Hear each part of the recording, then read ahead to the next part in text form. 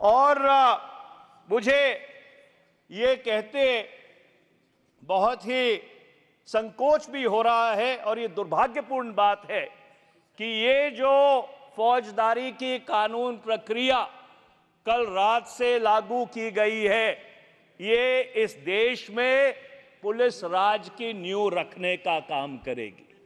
और मैं ये बात इसलिए कह रहा हूं कि आपने इस देश में फौजदारी के कानून की दो समानांतर प्रक्रियाएं बना दी हैं। एक प्रक्रिया कि 30 जून 2024 12 बजे से पहले जो मामले दर्ज किए गए थे, जो अदालतों के सामने हैं, वो तो पुराने कानूनों के तहत उनके ऊपर फैसला किया जाएगा। और 1 जुलाई 2024 या 30 जून 2024 रात 12:01 के बाद जो मामले दर्ज किए गए हैं या किए जाएंगे और जो मामले अदालतों के सामने जाएंगे, वो ये नई जो आपने प्रक्रिया बनाई है उसके तहत उनका फैसला होगा। सभापति महोदय, आप खुद पेशे से वकील हैं, आप इस बात को जानते हैं कि भारत की जो न्यायपालिका है उसमें 3.4 करोड़ मामले लंबित हैं और उनमें से अधिकतर मामले फौजदारी से जुड़े हुए हैं, क्रिमिनल केसेस हैं।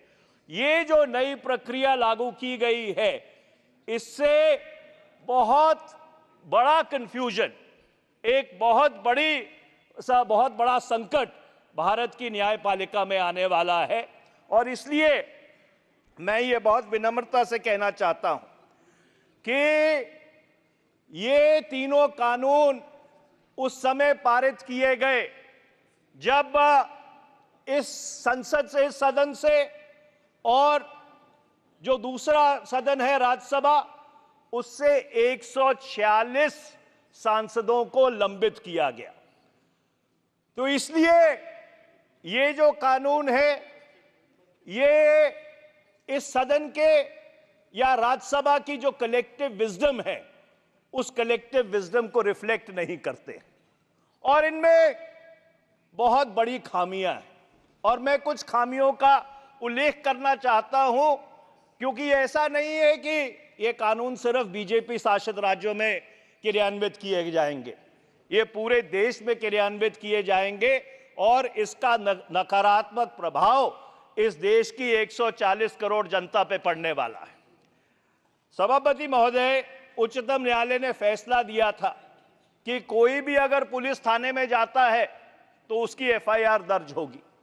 जो नया कानून आया है उसके तहत आपके जो धारा 173(3) है बीएनएसएस की, उसमें पुलिस को ये फ्लेक्सिबिलिटी दी गई है कि जो ऐसे दंड हैं जिसमें 3 से लेकर 7 साल तक की सजा है, उसमें पुलिस एफआईआर दर्ज करे या ना करे, ये उनके विवेक पे छोड़ा गया है। इसका परिणाम क्या होगा? इसका परिणाम यह होगा, जो वंचित है, जो शोषित है, जो दबा हुआ है, जो समाज के कमजोर वर्गों से आता है, उनके पुलिस थानों में एफआईआर नहीं दर्ज होंगे। मैं दूसरे प्रावधान पे आता हूं। इस देश का जो कानून है, जो क्रिमिनल जूरिस्प्रूडेंस है, वो ये कहती है बेल एंड नो जेल। पर जो कानून आप लेके आए हैं, जो सरकार लेके आई है, वो एक चीज बिल्कुल सुनिश्चित कर देती है कि जो व्यक्ति गिरफ्तार हो गया उसकी 60 से लेकर 90 दिन तक जमानत हो ही नहीं सकती, चाहे वो जो जमानत का ट्रिपल टेस्ट है उसको क्यों ना पास करता हो, क्योंकि जो जांच अधिकारी है वो 60 से लेकर 90 दिन तक कभी भी आपकी पुलिस कस्टडी मांग सकता है। तो इसलिए आपने जो सिविल लिबर्टीज हैं उसके ऊपर इतना बड़ा आक्रमण किया है कि कोई भी व्यक्ति अगर गिरफ्तार हो गया तो 60 से लेकर 90 दिन तक ये तो भूल जाए कि उसकी जमानत भी होगी। इसके साथ साथ सभापति महोदय, 1973 में उच्चतम न्यायालय ने यह कहा था 2 फैसलों में कि जो अभियुक्त है उसको जब अदालत में लाया जाएगा उसकी हथकड़ियां नहीं लगेंगी।